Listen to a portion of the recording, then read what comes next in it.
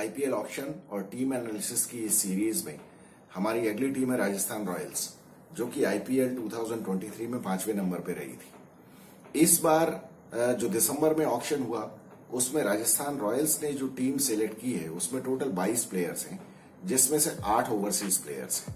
Rajasthan Royals ने जो main players खरीदे उसमें है रोवमन Powell West Indian, Shubham Dubey जिसको उन्होंने 5 करोड़ 80 लाख रुपए में खरीदा, Nandre Burger south African, Tom Kohler Cadmore wicketkeeper जो कि अभी ये भिखारियों की फटा सलवार लीग में भी खेल रहा है, और आबिद मुश्ताक शायद अफगानी है, इसके बारे में मुझे ज्यादा पता नहीं। रोवमन पॉवेल के बारे में मैं जरूर बात करना चाहूंगा। ये मुझसे मिस हो गया था दिल्ली कैपिटल की जब हम एनालिसिस कर रहे थे, तो उस टाइम मैं काफी सोच रहा था कि कौन सा एक प्लेयर है जो मुझसे मिस हो रहा है। एक्चुअली दिल्ली कैपिटल्स ने ये बहुत बड़ी गलती की है, इन्होंने रोवमन पॉवेल को क्यों रिलीज किया होगा। रोवमन पॉवेल बहुत अच्छा बैट्समैन है, इसने दिल्ली की तरफ से एक तो इसको इन्होंने खिलाया बहुत कम, फिर उसके बाद 1-2 मैचेस में उसने परफॉर्मेंस भी अच्छा किया और ये कभी कभी बॉलिंग भी डाल लेता है, लेकिन पता नहीं दिल्ली ने बहुत बड़ा भंड मारा है, इसको छोड़ना नहीं चाहिए था। और राजस्थान रॉयल्स ने इसको बहुत अच्छा ग्रैब किया है, बहुत ही बढ़िया ग्रैब किया है। ये बहुत काम का प्लेयर हो सकता है इनके लिए, ये बहुत अच्छा प्लेयर है, मुझे ये बहुत ज्यादा पसंद है। फिर उसके बाद कैडमोर इन्होंने जॉस बटलर के रिप्लेसमेंट के लिए लिया है in case of injury.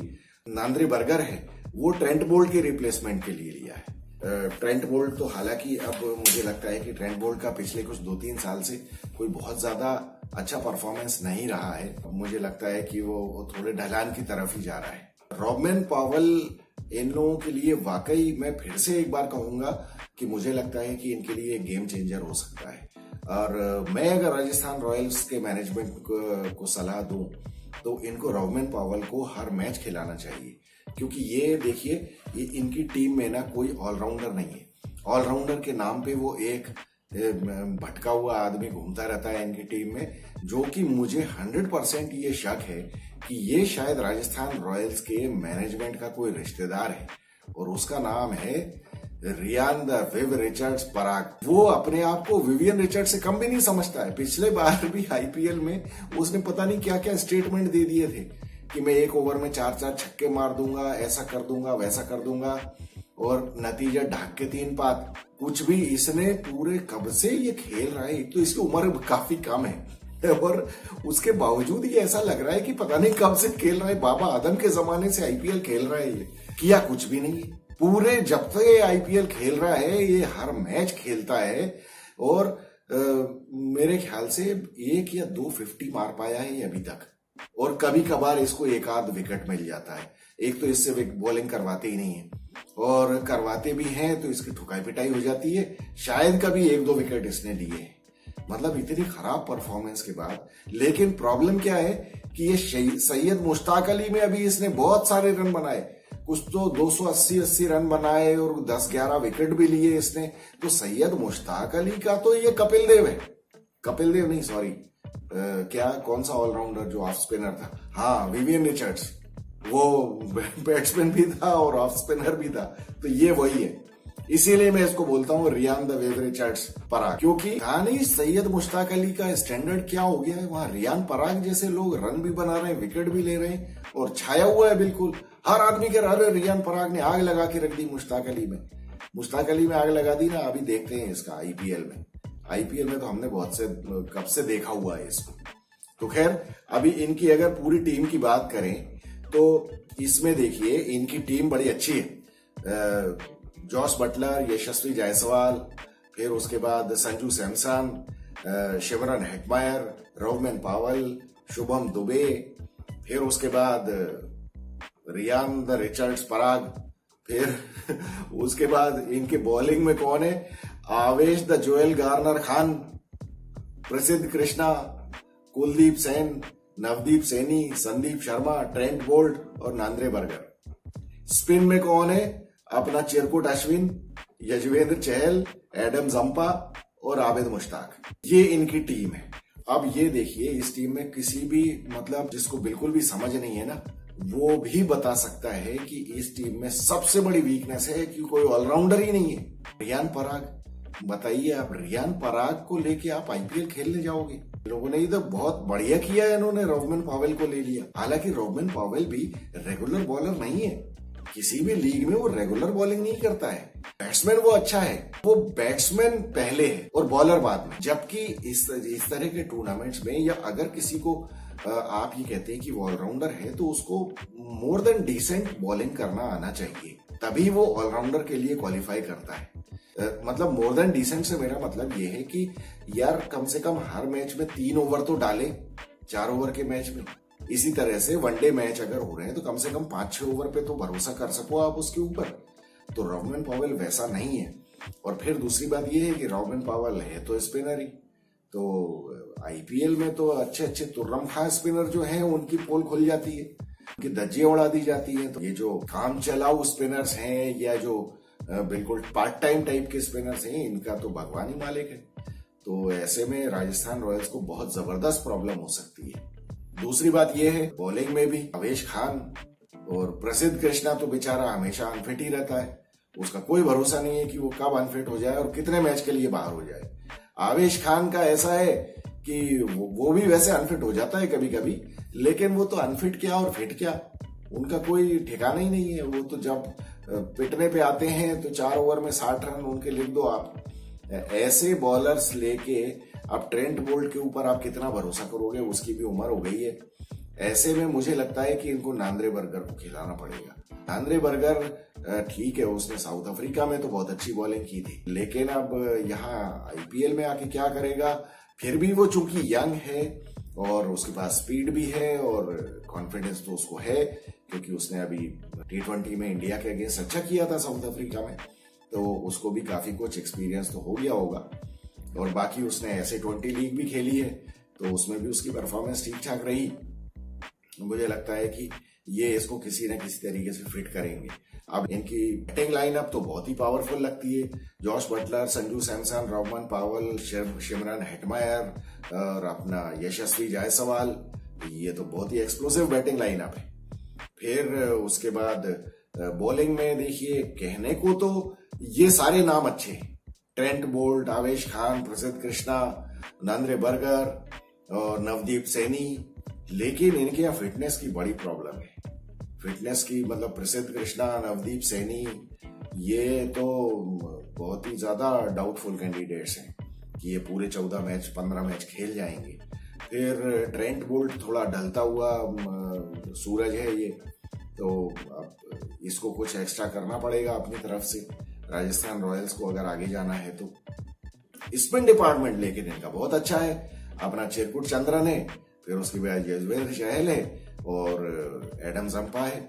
Adam Zampa, अब देखिए क्या है, एडम जंपा के फॉरेनर होने की वजह से उसका खेलना तो मुश्किल है, क्योंकि अब टीम में कौन कौन खेलेगा। देखिए मुझे ऐसा लगता है कि राजस्थान रॉयल्स को अच्छा करना है तो इनको जॉस बटलर, फिर शिमरन हेटमायर और रोवमन पॉवेल, इन 3 को तो खिलाना ही खिलाना है। फिर उसके बाद चौथा कौन, तो फिर चौथा फॉरेनर आता है इनका ट्रेंट बोल्ट। ट्रेंट बोल्ट अगर नहीं है तो नांद्रे बर्गर आ जाएगा। उसके बाद 5वां एडम जंपा की तो जगह ही नहीं बनती है कहीं, और वो जगह तभी बन सकती है जब ये ट्रेंट बोल्ट अगर ना खेले तो फिर ये हैदराबाद में या दिल्ली में और चेन्नई में, जहां पे स्पिन थोड़ा हेल्प करती है, वहां पे ये इस एडम जंपा को ले सकते हैं। या फिर लखनऊ में, अब लखनऊ में पिछले साल तो और उसके पिछले साल तो स्पिन को बहुत ज्यादा फायदा करती थी, क्योंकि गौतम गंभीर ने वैसे विकेट्स बनवाए थे। लेकिन अब चूंकि गौतम गंभीर लखनऊ में नहीं है, इसलिए उड़ती उड़ती खबरें ये भी आ रही थी कि शायद अब वो विकेट चेंज करेंगे। अब वो उतना स्लो विकेट नहीं होगा या स्पिन फ्रेंडली विकेट नहीं होगा, तो हो सकता है कि लखनऊ में उतना वैसा विकेट नहीं हो, लेकिन फिर भी 2-3 जगह तो हैं जहां पे स्पिन को काफी, और कोलकाता में भी कभी कभी स्पिन को बड़ा फायदा मिलता है। तो इसलिए ये एडम जंपा को खिलाने के लिए भी टेम्पटेड होंगे, लेकिन युजवेंद्र चहल के होते हुए 2 लेग स्पिनर तो शायद ये ना खिलाएं। अब वो यही है कि वो एक दूसरे के रिप्लेसमेंट के तौर पे ही खेलेंगे। कोई अभी कभी अनफिट हो गया तो दूसरा खेल लेगा, क्योंकि एक लेग स्पिनर तो रहेगा ही टीम में। बाकी तो कुल मिला के इनका सारा दारोमदार ऑलराउंडर की पोजीशन के ऊपर है। देखिए बैटिंग तो सारी टीमें जो है ना वो ऑलमोस्ट एक जैसी कर लेती है। विकेट जैसा भी हो, तो उसमें फिर विकेट के ऊपर ज्यादा होता नहीं है। टॉस के ऊपर काफी कुछ डिपेंड करता है अपने आईपीएल में, क्योंकि फिर ड्यू का जो फैक्टर आ जाता है, तो ड्यू के फैक्टर की वजह से बाद में बैटिंग करने वाली टीमों को आसानी रहती है। तो ये कुछ बीसीसीआई को करना चाहिए कि ये इसका कुछ तोड़ निकाले, लेकिन मुझे लगता नहीं है कि इसका कुछ हो सकता है। तो कुल मिला के ये राजस्थान रॉयल्स का मुझे लगता है कि ये रियान पराग के ऊपर ही दारोमदार है। अगर इसने कुछ ढंग का कर दिया तो राजस्थान रॉयल्स का आगे कुछ हो सकता है, या फिर ये है कि जॉस बटलर फिर वही 3-4 साल पुराने वाले अपने फॉर्म में आ जाए और यशस्वी जायसवाल और जॉस बटलर दोनों मिलके बना दे 500 रन। दोनों अगर 500 रन ठोकेंगे तो ये प्लेऑफ्स तक जा सकते हैं, क्योंकि बाकी तो इनकी बॉलिंग मतलब ठीक ठाक ही है, ऐसी कोई बहुत एक्स्ट्राऑर्डिनरी नहीं है। ऐसी बॉलिंग तो सारी टीमों के ही पास है और ऑलराउंडर इनके पास कोई है नहीं। तो बचता है बैटिंग।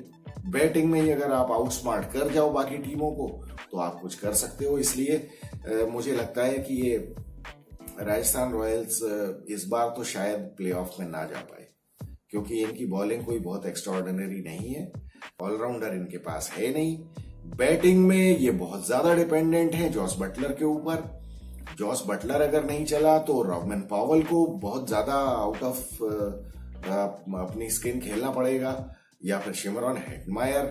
एक्चुअली वो आता भी बहुत पीछे है, अब उसको भी या तो ऊपर लेके आए, कुछ करें।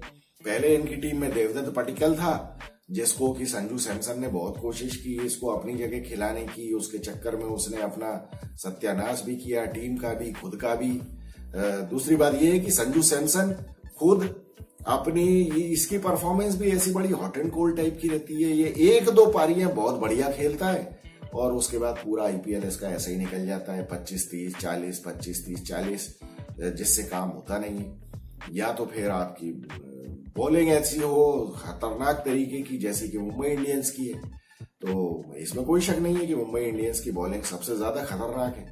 तो वैसे भी राजस्थान की कोई बॉलिंग नहीं है, तो यहाँ इनके बॉलर्स, इनके बैट्समैन को कुछ एक्स्ट्रा ऑर्डिनरी करना पड़ेगा, बहुत ही ज्यादा अपने हाइट से आगे बढ़ के खेलना पड़ेगा इनको। तो मुझे लगता है कि ये राजस्थान रॉयल्स इस बार भी प्लेऑफ में तो नहीं पहुंचेगी, और ये बैटिंग अगर इनकी चल गई तो ये कुछ मेरे ख्याल से वही 5वें 6वें पे ही बेस्ट ये रह सकते हैं। बल्कि मुझे तो उम्मीद है कि आशंका है रादर कि ये इससे नीचे ना चले जाएं, क्योंकि इन लोगों ने टीम सिलेक्शन ढंग से नहीं किया। बैट्समैन अच्छे हैं, बहुत अच्छे हैं इनके, लेकिन बैटिंग आईपीएल में तो दूसरी तरफ से भी बराबरी हो ही जाती है। वो तो T20 के मैच में क्या है, एक बैट्समैन अगर चल गया कोई पटोला टाइप का तो बस बराबर कर देता है वो। तो इसलिए ऐसा कोई बहुत ज्यादा बैटिंग को आप बोस्ट भी नहीं कर सकते हो अपनी। राजस्थान रॉयल्स को मुझे लगता है कि नेक्स्ट ऑक्शन में अपने टीम को ये होल्स जो हैं इनके प्लग करने पड़ेंगे। और ये रियान पराग ये मेरे ख्याल से रियान पराग के लिए लास्ट आईपीएल होना चाहिए। अगर अब की बार परफॉर्म ना करने के बाद भी इसको नहीं निकालते, फिर तो पक्का है कि ये राजस्थान रॉयल्स के जो ओनर्स है ना, उनका पक्का ये रिश्तेदार है। अभी तक तो लोग दबी जबान में बोलते हैं, लेकिन फिर तो पक्का ही हो जाएगा, या तो उनका दामाद बनने वाला होगा। कुछ तो ऐसा है चक्कर इनका, अदरवाइज ये तो लड़का, इसको कौन सी टीम लेगी? मुझे तो नहीं लगता कि इस बार राजस्थान ने निकाल दिया तो इसको कोई लेगा भी लेकिन पागलों का कोई भरोसा नहीं है, ये बहुत सारे घूम रहे हैं आईपीएल में। तो चलिए, प्रोबेबल 11 की अगर हम बात करें राजस्थान की, तो मुझे लगता है कि देखिए Jos Buttler, Yashasvi Jaiswal, Sanju Samson, Rovman Powell, Shimron Hetmyer, अब रियान द रिचर्ड्स पराग, ध्रुव जुरेल को भूल गए हमारे, वाह, ध्रुव जुरेल को हम कैसे भूल सकते हैं हम तो जॉस बटलर का रिप्लेसमेंट देख रहे थे कैडमोर को, जबकि वो तो ध्रुव जुरेल है। अरे बल्कि ध्रुव जुरेल को तो होना ही चाहिए टीम में, भले एज ए बैट्समैन ही खिला लो आप उसको, लेकिन ये सब पॉसिबल नहीं है, क्योंकि आपको 5 बॉलर और 1 ऑलराउंडर तो खिलाना है। तो फिर भी ध्रुव जुरेल की टीम में जगह बनती है। और अपने अश्विन, आवेश खान, प्रसिद्ध कृष्णा, ट्रेंट बोल्ट, यजुवेंद्र चहल, अगर मान लीजिए आपकी बैटिंग बहुत अच्छी चलने लगी है और बॉलिंग में कुछ गड़बड़ हो रहा है, तो फिर आप शिमरन हेटमायर को आप कंप्रोमाइज कर सकते हो और फिर एडम जंपा को ला सकते हो या नांद्रे बर्गर को ला सकते हो। तो बस मुझे यही लगता है कि क्योंकि आपके पास बैट्समैन है ठीक ठाक, बटलर, जायसवाल, सैमसन, उसके बाद ध्रुव जुरेल, ये सारे बैट्समैन हो जाए, रोवमन पॉवेल है, तो शिमरन हेटमायर को आप कंप्रोमाइज कर सकते हो नांद्रे बर्गर या एडम जंपा के लिए। तो अब देखते हैं ये लोग क्या टीम खिलाते हैं और किस तरह से खिलाते हैं, किस तरह से टीम चलती है। पहले 2-3 मैचेस में ही समझ में आ जाएगा कि इनकी कहाँ पे मार खाने वाली है, और वो मुझे लगता है कि वो ऑलराउंडर की जगह में ही इनको परेशानी बहुत होने वाली है, क्योंकि रियान पराग वो मटेरियल नहीं है जो आईपीएल में या इंटरनेशनल में एज एन ऑलराउंडर खेल सके। तो बाकी तो फिर क्या है कि अगर आदमी सीखना चाहता हो तो वो उसको कोई सिखा भी सकता है या वो इम्प्रूव भी करे। लेकिन अगर कोई अपने आप को पहले ही सोचता हुआ है कि मैं तो बहुत बड़ा ऑलराउंडर हूं, तो फिर उसका कुछ हो नहीं सकता है। तो बस ठीक है, आईपीएल में किसी तरह मुंह छुपा लेते हैं। बाकी तो देखते हैं राजस्थान रॉयल्स क्या करते हैं। इंटरेस्टिंग रहेगा इनका भी। टीम मतलब बैट्समैन बहुत अच्छे हैं और बॉलर्स भी अच्छे हैं, लेकिन बस बीच में कहीं गड़बड़ हो जाती है। तो संजू सैमसन को भी रन बनाने पड़ेंगे। अब इस बार सिर्फ 1-2-3 पारियों से नहीं, कम से कम 6-7 पारियां तो खेलो यार। कहीं भी आओ, तुम कुछ भी करो, अपनी पोजीशन सेक्रीफाइस करते हो तो भी आपको रन तो बनानी है ना। कप्तान हो आप यार, वो और कोई क्या बोल सकता है कुछ इसमें। तो चलिए, आपको क्या लगता है कि रियान पराग सबसे बड़ी वीकनेस है राजस्थान की, या कोई और वीकनेस भी आपको नजर आती है, या किस तरह से ये क्या कर सकते हैं? मैं इंतजार करूंगा आपके कमेंट्स का। नेक्स्ट जो हम एनालिसिस करेंगे वो है आईपीएल 2023 में चौथे नंबर पे रहने वाली टीम मुंबई इंडियंस की। तो मिलेंगे नेक्स्ट वीडियो में। I am Vikas Saxena, the biased analyst. Thank you so much.